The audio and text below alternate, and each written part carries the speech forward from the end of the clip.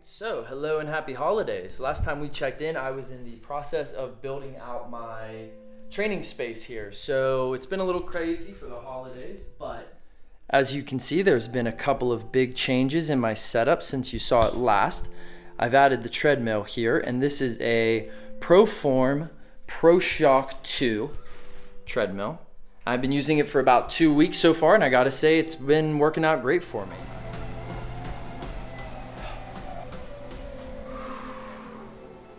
All right, so last time you saw my setup, I didn't have the treadmill here. I was in the process of deciding what treadmill I was gonna get. There were a bunch at different prices that had different features with monitors and different settings and speed and grade. And because I used mine in conjunction with Zwift, I was being pretty particular about what I wanted and what I didn't want. I've been using it here for about 2 weeks now. The building process was pretty self-explanatory, but it did take about an hour and a half to get set up. Nothing too difficult there, but it comes in a giant box, which was hell to get up 2 flights of stairs. So I had to recruit a buddy of mine to get that done. So thank you, John, if you're watching this. But with that being said, actually, let me get more comfortable. All right, that's better. So I ended up choosing this treadmill because it had the least amount of features, which seems kind of counterintuitive, but if you go out and look at these things, they come in all different shapes and sizes with different heart rate meters, pause and stop features, custom preset workouts, and incline changes and speed changes. But because I use mine in conjunction with Zwift, it's real simple for me to get all the information that I need and all the workouts that I'm gonna do through this program. And I pay for this already, so I didn't want to double pay for things I wasn't going to use. So I ended up going with a model that was pretty watered down. I got this at my local sports retail store. They had a Black Friday sale going on, so picked it up for about $450. Pretty simple changes from 1 and 0 up to 10 and 10 in terms of incline and speed. So I can do pretty simple grade changes just like this up to 10%. And then I can go from 1 to 10 miles per hour at 1 mile per hour increment differences.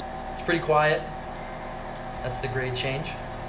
So this treadmill maxes out at about 10%, which is pretty much all I could do. I've seen some that go up to 12 and 15, but they're significantly more expensive. And plus with my low ceilings, 10% is pretty much as high as I'm gonna be able to get where I'm still comfortable and I can run full out without hitting my head. I'm not very tall, I'm about 5'9", so this setup just works well for me, but it is tight. And speaking of my screen, I have it set up right here now. So there's Zwift. I have that sitting on my 12 South extension arm here. So this kind of gives me the movement I need. It's nice so that when I bike, I can be biking, blah, blah, blah, blah, blah. When I'm ready to run, I can change my workout, give it a little bit of a twist, and boom, all of a sudden, I'm on the treadmill. Drilled a hole here through my desk where I bring all my cords up through to kind of keep everything out of the way. And then yeah, got my computer set up here. Got a candle because I smell bad whenever I work out. And I got my bike set up here. So this is the pad that you saw in the last video. That's all done for the most part. There's some minor adjustments. I'd like to get another piece of trim along the front here to kind of hide these wires a little bit more. But as far as usability, it's all done and it's ready to go. So there's my setup. So through this iPad, I'm able to make this my central hub rather than spending money on some kind of workout system hooked directly to the treadmill. I can transition between both, piece of cake. So at the end of the day, the whole point of this setup is so I can quickly transition from my bike over to my treadmill in one workout. Just gotta change a couple settings here and I'm ready to go.